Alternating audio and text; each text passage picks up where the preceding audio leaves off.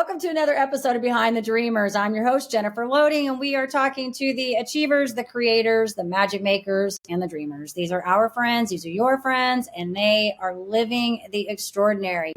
Well, here we are, another episode of Behind the Dreamers, and wherever you are tuning in today, we are super thrilled to have you here. I've got an amazing guest on today, and I'm excited to chat with him. He helps leaders achieve physical excellence and mental discipline to reign supreme in life. And so I'm going to have him talk about that today. But before we get him on here, I do want to do a quick shout out to our sponsors. This episode is brought to you by Walt Mills Productions. Need to add excitement to your YouTube videos or some expert hands for editing? Look no further. Walt Mills is the solution you've been searching for. Walt is not only your go-to guy for spicing up content, he's the force behind a thriving film production company with numerous titles in the pipeline. Always on the lookout for raw talent, Walt is eager to collaborate on film and internet productions. With a background deeply rooted in entertainment and promotion, Walt Mills leverages years of skills to give you the spotlight you deserve. Want to learn more about Walt and his work? Head on over to waltmillsproductions.net and let your content shine. Okay, and so now that we've done that, Taylor Ros, he is a former professional track athlete who is now a gym owner, an online coach. He continues to coach elite athletes and anyone who wants to optimize their mind and body for performance and optimize health. He's trained a world champion, MMA fighter, USA track and field athletes, professional basketball players, and busy professionals looking to achieve their best in business and life. So Taylor, welcome to the show. So excited to have you here today. Thanks for having me, Jennifer. It's a pleasure to be here. It's going to be so much fun. I'm excited to chat with you and dig in a little bit to your history and your mindset and how you're transferring that all into your work these days. So I think it's going to be a lot of fun. Oh, it's always going to be fun. This is a great platform that you got going on here with helping people achieve their dreams and everything. So I'm excited. Thank you. Yeah, we have fun on here. You know, that I think the best part for me is getting to meet you guys and learning about your stories and kind of, you know, what you're doing and how you're making a difference in the world. Because I think it's so fun that, you know, we hear so much negative stuff out there all the time. And I think it's great when we can hear success stories where people are doing great things in their community and with the people that they're working with. Right. 100%. Yeah. That's, especially with everything that's been happening in the last 5 years or so, got to focus in on the positivity and you get caught up in the negativity sometimes and you forget about the good things that are happening in your life. And the negative will take over. So yeah, we've got to shed the light on the positive because that's what's going to start compounding if you focus on it. Absolutely. All right. So let's get this thing started then. I want to start off by you tell us what Crown Athletics is all about, what you're doing now out there in the world. Cool. So Crown Athletics actually has a little bit of a funny story. It actually started off as an apparel brand to bring awareness to track and field. Track and field has got some of the hardest working athletes in the world, but in the States, no recognition, no financial help from them. And I wanted to bring awareness to every runner out there through just apparel. Well, I didn't know how to market or do any of that online e-com stuff at the time. So I shut it down like, oh, this isn't working. Then the pandemic came around and people started reaching out to me for online coaching, which I had done in 2012, but same thing. Didn't know how to do advertising or anything. So now Crown Athletics is an online platform where I coach people to optimize their overall health, performance if they're an athlete. But in my eyes, everybody's an athlete, a high performer at some level, right? So what we do is we look at your big picture of life to figure out if there's any missing areas or buckets that we need to fill to start adding more value to you or maybe subtracting things. So we look at the fitness side of things. We look at the nutrition. I do deeper stuff with some athletes and clients, blood work, and then obviously the mindset of achieving great things. And of course, with you, the dreamers, like you got to have that dream, but you got to put it into action. And if you just think about it all the time, nothing's going to happen. So I help people create action steps through their fitness, nutrition, and mindset. And that's what Crown Athletics is now. Well, you said a lot of really neat things, Taylor. One, I love that you were able to make, I don't like the word pivot, but you kind of did that. You transitioned and evolved your brand. I like the title, by the way. I think it's fun. I mean, it's different. You know what I mean? That's why I'm like, what is Crown Athletics? Tell us a little bit about that. And I think that's the kind of stuff that catches people's eyes, right? And I think, you know, I always talk about paths being nonlinear, and sometimes we sort of go into something and we realize, I don't really know how to do that, but there's a part of this that I like, and I kind of evolve it into the next step. And so I really love that you kind of pulled in, like, and you can talk a little bit about it. I'd love to, dive into a little bit about your background in running and all of that, because this is obviously shaped who you are today and what you're doing. Right. And so I love that you just, in all of this, have been able to kind of morph this and evolve it. The other thing I want to mention is that I like that you're also taking the coaching a little bit deeper, because I feel like this is sort of how I do mine, even though I'm not doing fitness coaching. It's funny. My background is in fitness. I was an aerobics instructor many years. So I have a lot of background. I was a marathon runner, a lot of background in there. I studied a lot of stuff, but I kind of do the same thing with my clients. It's like, it's not just about like coaching on the surface. It's like, we got to go a little deeper so we can optimize you. In my world, it's helping entrepreneurs. So how do I help the entrepreneur be an effective leader and sustain their lifestyle, their business long term, right? Like not immediate, these little quick step fixes. How do we do it long term? So I really like that you're looking at this more from it's not just about, let me just teach you an exercise routine and hopefully that's going to stick. No, we got to look a little deeper at the individual, who they are, what they're doing, like blood, all that stuff we got to take into account because everybody's a little bit different.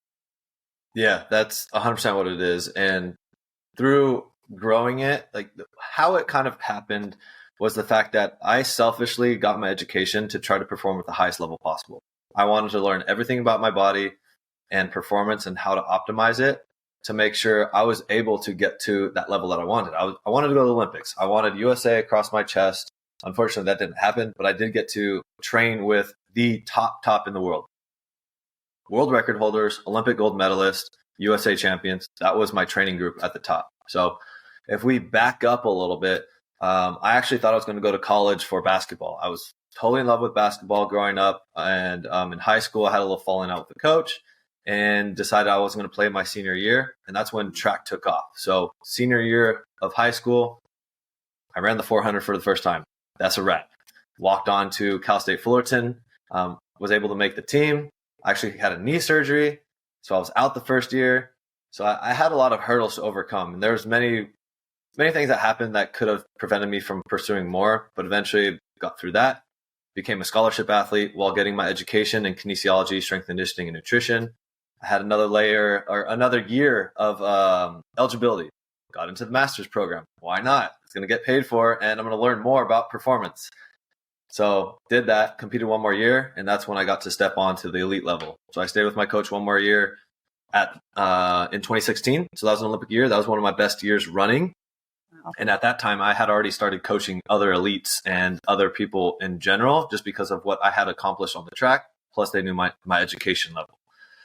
So fast forward to 2021, that's when I retired. But my latest group was with world record holder Sydney McLaughlin in the 400-meter hurdles. Her brother was a teammate of mine who's top 10 in the world for 400-meter hurdles. Michael Norman, Rye Benjamin, top names in the industry. And my coach was Joanna Hayes, who's still a family friend and mentor of mine. And I got to see the mindset that goes into the highest performers in the world. Yeah. They're not much different than us. Like as an athlete, almost all athletes have that same mentality. The difference is showing up every single day when you don't really want to and just creating those daily disciplines. And that's what I help people with Crown now. Like, yeah, everybody can have a fitness routine. Everybody can have a diet to follow, but what's the purpose behind it? I don't just throw a plan at you and like, here you go, do it. You're not going to learn anything. I loved my education, so I'm trying to instill that in everybody else. Whether you decide to work with me or not, or if it's short term or long term, like I want you to be able to take this with you for life, 5, 10, 15 years from now. And that's how I coach, because we're not taught a lot about how to stay fit, how to eat right in school, unless you get your education for that. So I have the burden of trying to share that with the world and take people up to the highest level possible that they see for themselves with what I have to provide. And that's essentially what Crown Athletics became.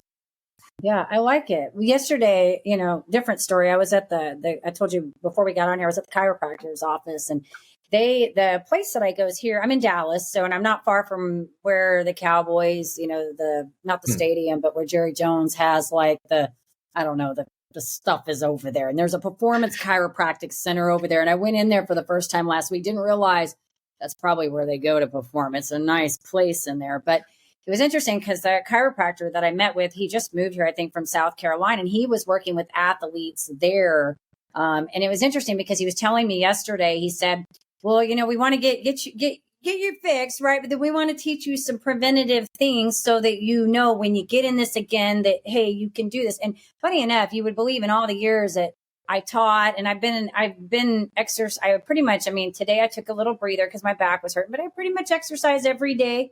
Not like you. I'm not a runner like you, but I have done running. And you would think I would know these things, like, right, how to like keep certain, but you don't realize that you start sort of kind of using the same muscles all the time and you don't use some others and other things get lax and that kind of thing. But I like the point to all of this is I really like his approach is that, look, we don't want to keep you in here forever. We want to get you fixed, right? We want to help you get right. But then let us teach you something that you can sustainably do outside of our presence when you leave out there. And that's kind of the same I'm hearing from you. And it's kind of the same way however you want to say it, how I operate with my clients is that great. If somebody wants to stay with me forever, that's fine. But I really would like you. It would make me feel better if I got you up and running and being able to sustainably function outside of that, Yeah, I totally agree with that. And I think most people that decide to stay long-term that kind of have everything going, whether it's fitness or business or whatever it might be, right? Who we are. They like being a part of the community. And that I agree. is another aspect. Yeah. So yes. If you have a great personality, you're really caring and you show a lot for your clients, they're going to want to stick around because they feel supported because they might not have it wherever they are. So me service-wise, like I try to over deliver as much as possible. And I love building relationships. Like I'm an introvert at heart, but like with my clients, after we break that barrier, man, I'm your best friend. Let's hear about everything. Let's have a good time and also get you good results. So it's really a relationship business. Yeah. Well, you touched upon a lot of really good things there. We could probably talk forever about that because the relationships are important, but also you said something else and now I'm drawing a blank. Something else you brought. Oh, the community. Creating the community. And yes, I agree with you because people do like to be part of community. So we're not saying, I don't think I was in, I know you're not either. We weren't saying that, hey, if you are a client of ours and we get you there, we want you to leave. No, if you like being in the community and working with us, yes. And I do have some clients. I have an amazing, I talk about her all the time, a young gal. She's been working with me for 4 years. And I think at this point, I'm really just a mentor we've gone over everything. And I use her as kind of my little protege that I talk about because she had her best year this year in business. But for the first year, we grinded a lot. We talked about a lot of the same things over and over and over. And then finally, she started implementing these things and realizing how much they were impacting her business. And now she's in a place where she's doing really well. She's been able to travel and, to different places in the world and do things and, and live this lifestyle. And so I do think there's something to be said about, building the relationships. And if people like working with you, they like that support, that mentorship, if they like being part of community, then yes, that's important too. Yeah, totally agree with that. And I think that goes with anything we do. It doesn't have to be like anything business related or fitness, just like in life, just create connections with people and give value to them. And it could be as simple as a smile and, hey, good morning. Like realistically, that's how I try to operate now because there is a lot of negativity out there. But when you really connect with somebody, whether they're with you or not, like, that's what we need. And that's a huge part of something I try to make a cognizant effort every single day to do. Yeah. So you kind of rolled into this, which I think is kind of cool because you didn't really go from like, you're this athlete, then you go into this, I'm going to design this brand, and then I'm going to go into this coaching. So you've weathered through sort of this whole little evolving entrepreneur journey. I would love to know, besides the not getting the marketing part, the beginning part, and having to evolve into the new, maybe another challenge that you faced going in, because I think entrepreneurs, a lot of times when people are listening to this, and I always say these in this show, because I think sometimes they look at somebody like you and they think, oh my gosh, Taylor's just like rocking it. And he got here. No, you did not. We know you worked hard because there's no way you were an athlete. You worked hard, right? Yeah. So it's no different in entrepreneurship. There are struggles within entrepreneurship, right? Yeah. So Crown is actually only one business that I have now. It's two. So when I graduated, I got a job as a personal trainer at a big box gym. And then my dad had an opportunity to open up our own facility in LA. I took the leap of faith. I knew nothing about business. I was the training guy. Like I hated the corporate side of Crunch and doing the selling and all the advertising, all that stuff, right? not my thing. So we're 6.5 years now in with our brick and mortar, which I implement Crown as well, just because the hybrid model works really well. I want to provide a better level of service, but I knew nothing about business. It was head into the ground, the trenches for almost 4 years before we started to develop traction. So entrepreneurship is not for the faint of hearted. And a lot of people kind of glorify it online and have this false sense of success that they always show off. Man, it sucked for years. I'm telling you, years. And even with my online brand, I had like 2 clients for like a year and a half because I didn't know how to market or anything at the time. I didn't push myself out. It was only referrals. And then now I jump into a brick and mortar where overhead's way more. You're starting to develop a team. You have to have company culture. You have to make sure that the members are taken care of. Like, there's so much that goes into it. And I'm not somebody who will try to come up with every single answer. If I don't know it, I will either try to find out or tell somebody, hey, I don't know, let me reach out to somebody. I had to do a lot of that with business. And even then, I still try to learn a lot myself. But I was paying the ignorance tax with time, right? So I have mentors for that now. And that's what really accelerates things. So you do it for businesses right now. I help people with the fitness side of things. Like, when I need accountability, I'm going to find somebody now, or that extra knowledge. Even on the fitness side of things, I hire somebody to do my programs because I will subliminally not do what I don't want to do in my program. You know what I mean? Yeah. So I need an unbiased opinion. And entrepreneurship is one of those things where you need an outside eye, because you might think you're doing everything perfect, and one sentence could totally transform your life from somebody else. That's good, Taylor. And thanks for sharing that. You're so right. I was talking to a guy, I think it was yesterday, with a different company. He's got an AI business, and it was for a different, I guest host on another show for somebody else called the Makers Bar. And we talk, it's a lot of CEOs on that company, which are fun because I get a little bit, a lot of them have, larger teams that they're working with and stuff, but some of them are starting out, and it's kind of fun to hear their stories and where they're coming from. But he has an AI platform that does like stuff on the AI, and for like social media and stuff. It creates posts and all that, which I'm thinking, talk about delegate. Well, then the week before that, I talked to a guy about automating and delegating. Long story short, both of these guys, it was so funny because the one I was talking to at Bimoto this week was like, look, if you're not willing to take on, assume that you're going to have some risk. And I'm summing up what he said because I don't remember the exact words, but basically he's like, get a job. You don't want to do this, So, and then the other one was talking about his story, and it was the same thing. He was talking about automating, and he had these people working for him, and it wasn't going well. And he's like, listen, we're just not having fun. This isn't working out. We got to change something, And so I think that, so many takeaways in these messages are that, yeah, this is not for the faint of heart. You're going to have a lot of ups and downs, and you're going to lose money, and you're going to make money, but the win is in when you keep grinding at this and keep persisting, right? That's part of this whole thing. And I think there is a lot of self-satisfaction that comes in doing the entrepreneur journey, because it is like running a race. It is like doing something that, the mindset is still there, that you have to have the persistence and the tenacity and the grit and all of those things. And that's why I like getting even people like you guys on here that are athletes, because it's so fun. Military too. It's so fun to pick y'all's brains, because you realize it's the same thing. They're just it's a different sport. Yeah. And the cool thing is that it took me some time to realize, but once I retired, like I'm still competitive. I'm still an athlete at heart. So I picked some goals to hit that were still physical, but now I've been able to transcribe how I felt on the track and competing into business. So, and it's not all just a numbers game. It's more on the service side of things. Like, I want to be that guy. Like, hey, no, Coach Taylor is like, he's it. I want to be the best coach that people ever have. Right. So I've been able to push over the passion of competing for a better time into servicing other people. And that is actually what gives me the most fulfillment now. And I know the more that I do that, the more I'll grow as a coach. And that's what excites me, because every time I put a smile on somebody's face, I know I'm winning. And that is my gold medal now. Like, I don't care about racing on the track. I'm older. I got my family now. I can do stuff for fun, but my competition is looking at the business and how to make it as best as possible. And that's super exciting for me now.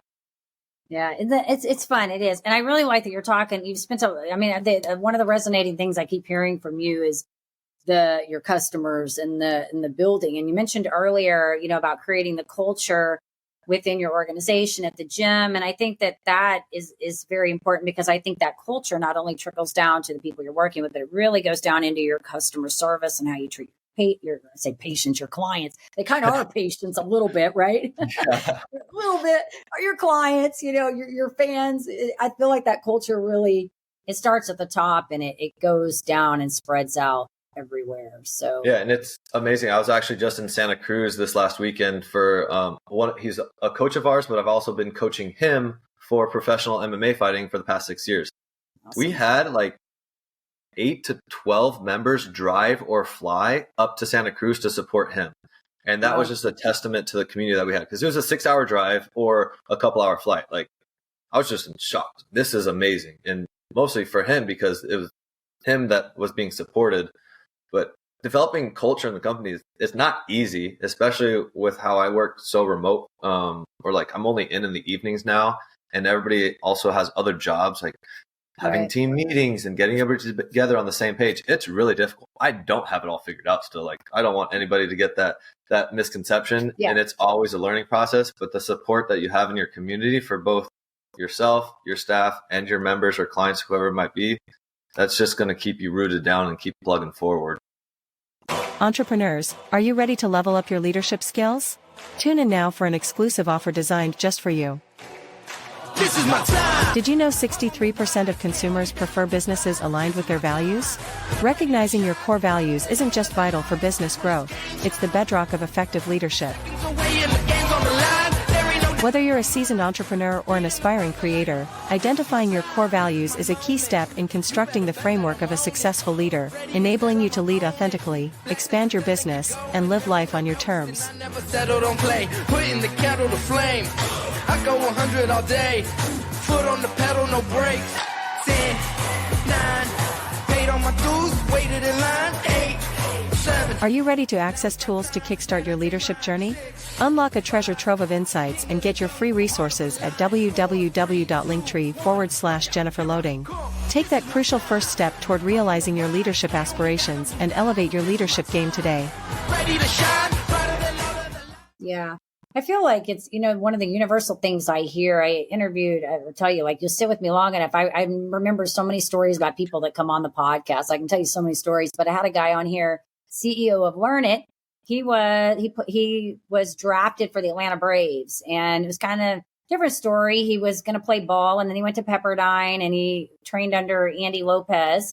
And I think he got injured, and then he was like 22, and he was trying to figure out what he was going to do because he wanted to play baseball, And so then his dad, I guess, had a company and it done very well. And so he went to work with his dad and moved up. He worked it and became CEO of the company. And one of the things I admire about him, listening to him, is that one of the biggest things he talks about is culture and being and developing leaders and helping. And that's what his company's about, is they do like leadership training and stuff. But one of the things kept talking about, kind of kept resonating, was this idea of, how do you create culture? And it was really about communication.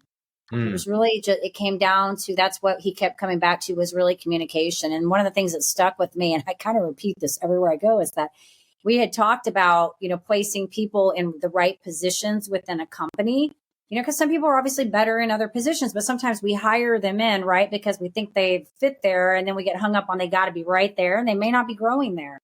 And so we kind of talked about, like, you got to get the culture right, because a couple of things. One, you can recruit people if they have similar values and train them, but you can't train people that don't have the similar values and buy into the culture. It's too hard to fix that and clean that up. But also, back to the communication, was that we had talked about, when putting people in the right place, you also have to know when to let people go. And that should be communicated. It should never be a surprise to them, because if you're having open dialogue, then they know what they're not doing well, And so that was a couple of things that really stuck out in that conversation. And I'm like, when I think about it, it really just all comes down to, you don't have to have everything right. I don't think you have to have it perfect. It just really comes down to communication. Yeah, communication is huge. It's talked about a lot, but I don't think people truly understand what communication is. It's body language, it's your dialect, it's your tone, it's how you deliver. It's so much more to it, and it could make or break an entire organization. My wife worked in a very corporate style company, And when she got hired on, her boss was like, there's drama here. Just watch out for it. And she's like, what? No, everybody's great. A few years in now, it's like, oh, there we go. There it is. And there it's it just is. Like, you just got to be good with it. Put a smile on your face and do what you need to do and make sure that the job is done while maintaining the culture that you've developed or been taught from your leadership roles to keep it going. Because otherwise it can it'll literally destroy you, yourself, and a company. Like if you're the entrepreneur, really got to watch out for that. Yeah, I agree with you on that too. And once that stuff starts, it's kind of like cancer, it just sort of kind of spreads out. And and I think it's the bigger the company gets, the harder it gets to reel that in. It's one of the things like when I talk to like new entrepreneurs that are kind of getting going, I always like to have them really focus on their core values, like get that ironed out and really develop what does that look like for your organization, because how you view them, they're going to be a little bit different for how your people, but you've got to still stay within your parameters, but also make it adaptable and don't compromise on that, because once you start bending on that, then that's when it goes down. And once you have that set, it's so hard to backpedal the other direction, so. Yeah, that's a tough one that you got to instill from day one. But that's something I've thought about too, like as a company grows, when do all those big shifts really start happening? And I was just talking to somebody about it recently. Like, when did Jeff Bezos become the founder and operator of Amazon to now millions of people employed? Yeah, right. Whoa, that just blows my mind thinking about it. But he literally started in his garage, just like so many other entrepreneurs. It's just when does that barrier get busted of now it's this huge C-level type corporation, and how you instill everything and your SOPs and all that, which I try to relate to my fitness side of things too. It's there's certain levels for people to hit as I scale them up.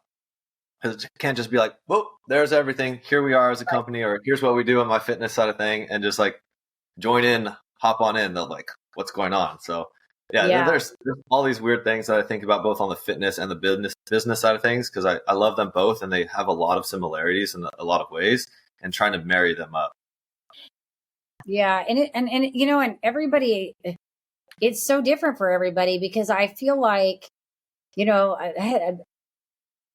everybody arrives at different times. And I think it's when you get to that place where you're just in your flow, you've got the rhythm, you're no longer, I don't want to say you're not working, because you're still working, but you get in a place. It's kind of like I look at this podcast and I laugh about it, because my original show, just to show you, started in October of 2019. We started it right before the pandemic. And I laugh about it now because those episodes, you can find them, by the way. If you want to go back and look at them, go check them out, because you'll get a laugh at it. I always say it's great evidence to, if you do something long enough, you can get better and you can keep working at it. But we were so new. The gal and I that started had never done podcasting before. We were both manhandling computers at the time and trying to shuffle this. And even the interviewing and the process by which we were having these conversations was even hilarious. And I look at it now and I think I'm in a place now where I can pretty much get on a podcast and I can rev that thing up and we're just going to go, and I don't need to prep that much. Whereas back then it was a lot of prepping. And I mean, I do have to prep, pull off y'all's information and get familiar with who you are a little bit. So I know that I'm not just, hey, Taylor, what do you do? But I think you get into your rhythm and your flow. And then I think things sort of start to naturally evolve if you stick with it long enough. Yeah, I totally agree. That's when I first started guesting on podcasts, my first few, I would get nervous. I'm getting butterflies. I'm like, oh my God, what's going to happen here? And I think that happens with anything new that you do. And then once you get into that flow, that's the great place to be. But don't get stuck in the same flow. You've obviously grown a whole lot with this whole program itself. And that's where having somebody or a partner to help you push to that next level. So there's always a little bit of discomfort. And that's how I like to operate. Get a little bit outside of that comfort zone. And doing the podcast at first was wild to me. I told you, introvert. My first few, I was like, oh, I don't know this person at all. We did a 5-minute little call or something beforehand. And I'm trying to open myself up more to the world through that type of platform, I guess.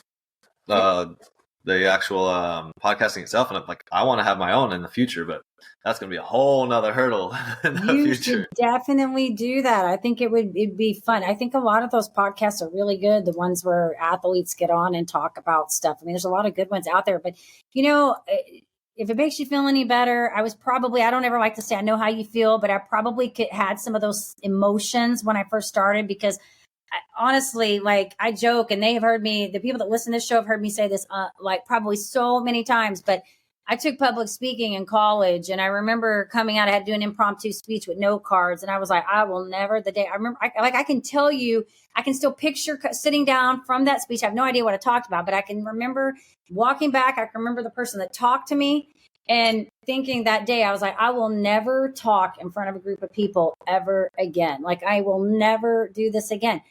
But I was telling someone the other day that when I was a kid, because I don't know when you were born, but I'm a 70s, 80s kid. We didn't have all this internet stuff. So we had these little boom boxes. We had to put our little cassette tape in them and hit the record button. I would record myself doing like little presentations, like little things, like recording like I was going to talk on the radio or little shows or whatever. And I forgot that I had done that. Like, I had forgotten that. And then somewhere along the line, I just got really like shy, and I'm kind of introverted. People think I'm both. I can be either way depending on the circumstance, but I like my quiet time. And so you mix introversion with shy. It's just not really a good picture at all. And so I swore I was never going to talk. And then I laugh about it now, because I tell people that story and they're like, there is no way. And I'm like, yes, it happened. It's a true story. Don't make it up. Yeah, so I can relate to that too. I had a similar story with public speaking. I forget what class it was in college, but I remember getting up there, and this is where I started to have a little bit more mindset shifts myself. I was like, I'm not going to see these people again after this class. Screw it. Let me just talk. And then now, like, I've gone to 3 weddings where I've been thrown into doing speeches. Oh, wow. I never prepare. I just talk. I can't do preparations, because that's what screws me up the most. Like, just flow. That's the biggest thing. It's just flowing. And it's crazy how both you and I, introverted, shy, how much we've grown from it, and to be able to verbalize what's on our mind without the all the time. Because, man, I used to be stumbling all over my words.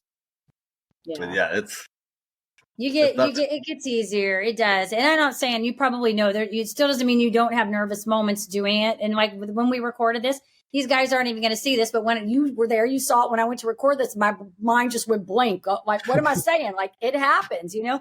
I have learned to just laugh. But you said something just a minute ago that I think was really good when you said you realize that you're not going to see these people again. And I realize people listen to this again. But what my thinking is all the time when you do this kind of stuff, you're braver than many people will ever be. Right? Because many people will never pick up a microphone. They will never put their face on a camera. And I'm not saying that's a bad thing. I'm just saying that you're doing something that a lot of people will never do. And it takes courage to be vulnerable and authentic and throw yourself in front of people and be okay with people not liking you.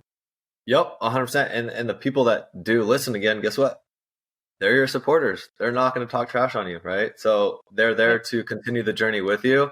And that's just how I've kind of gone about everything. Like, if somebody doesn't like something I say, or if I screw up and they make fun of me, they're not part of my community, right? They're not meant to be there. So now it's just like, hey, just be me, share. And the people that want to see that success and growth and learn from it are going to ride or die. Hey, this was awesome, Taylor. You know what's funny is I never know where these episodes are going to migrate to. Like, I have no idea where the conversation's ever going to go. And that's what's great. We talked about that because I just let it flow. The only thing I have scripted is the beginning and the end of this thing and the little ad thing that goes in there that is scripted. The rest of it is we let it flow as it goes. But I want to know from you, because anybody listening to this right now is going to go, man, this was there's Taylor said a lot of really cool things here. But any other maybe advice to somebody maybe going into the fitness arena? Because I know this is an area for a lot of people. They want to get fit. They want to, they want to look better. They want to feel better. Maybe where they could start other than calling you. They need to call you, but right. The biggest thing is just, if you're thinking about it, this is kind of a mindset that I have as well. It's like, if you have something in your head that's telling you to change, stop thinking about it and create some level of action. And if it's fitness, there's 2 components to it. It's going to be the fitness, like the physical side, or the nutrition side. Take one action step that day. Don't keep delaying it. Whether it's learning about a new nutrition plan. I don't like to say diets, right? But learn a little bit more about nutrition because it is hard. There's a lot of misinformation online. But on the other end of the spectrum, physical, if you're literally day one, never worked out, get outside and walk. I don't care if it's 2 minutes, 5 minutes, 20 minutes. It'll start to compound and build. And that's where you could actually start to get the momentum to building on to your overall fitness journey. And when you feel like you hit that roadblock, then maybe it's time to reach out to somebody to see how they could help further it, educate you a little bit more, and give you that accelerated growth through education and guidance. So it's literally just putting something into action. Just take a step. Just put the faith in yourself, stop the self-limiting beliefs, and just make a step. No, this is good. And I always say this too, just do one step with where you are, with what you have in that moment, because the hardest part is the step, right? It's like taking the step. And sometimes I think people they think it needs to be a monumental step. And sometimes, no, it doesn't. It needs to be a step. You can build up to the monumental, but I think people a lot of times, and I don't know if your experience is like this, they set these unrealistic metrics on themselves that they know they can't meet and they're going to fail. And then the only thing they do when they fail is they have a self-fulfilling prophecy of telling themselves now that I failed and I knew I couldn't do this, right? So I don't know about you, but it sounds like you're similar in your methodology. I always try to figure out how can we make that one step something that is a doable step, not crazy for you. And if it's very small, that's where we start. And we try to get that repeated action so we can build your confidence because now you're getting your wins. Yep, exactly. And that's why I start most people that I just meet online that need some level of help. Just walk, just get outside, go sit on the porch. Just literally that could be step one. Yeah, right? Exactly. Like that's super powerful in and of itself. And that one step could lead to driving to the gym one day. Just making it to the parking lot is cool. If you drive back home, no problem. Because walking through that door can be really intimidating. And I've worked out in a athletic facility pretty much my whole life.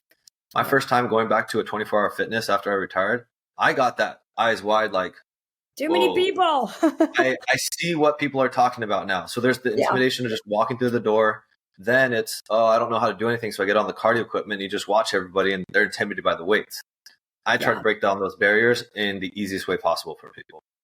Very good. Well, I love it, Taylor. I think what you're doing is awesome. And if you're enjoying it, that's even better. Because I think if we have the opportunity in life to be able to do the things that we enjoy doing and somehow make a living out of it, then it's a cool kind of thing. So good for you for being able to transfer your skills and help other people to live their optimized lives, right? Thank you. Yeah, that's what it's all about. So if our audience wants to get in touch with you, somebody may want to follow you. They may want to check out your work. Who knows? Maybe they're in the area and they want to check out your gym, whatever. Where do we want to send them so they can locate you? You can find me on Instagram, Taylor Ros. And then my gym in LA, if you're local, Rise Athletics LA. We've got a whole lot of fun stuff there and an amazing community. And then a YouTube, just search my name, Taylor Ros. Those are the best ways to find me and connect. Very cool. Well, we'll make sure when this gets out, my editor's really good about getting the website on the video, and you've set it in there so they'll get the audio part, but he puts it also on the video so that for our viewer, people can see it too. And we'll get you tagged in all the right places. So cool. Thank you so much for having me, Jennifer. This was really, really fun. I really enjoyed this. Good. Awesome. Well, thank you. It was fun conversation. We enjoyed it. So our listeners, we appreciate you. And we do want to say, if you enjoy our show, head on over to Apple, give us a review over there, hit the subscribe button on the YouTube so we can keep sharing all these awesome stories. And as I always say, in order to live the extraordinary, you must start. And every start begins with a decision. You guys take care, be safe, be kind to one another, and we will see you next time.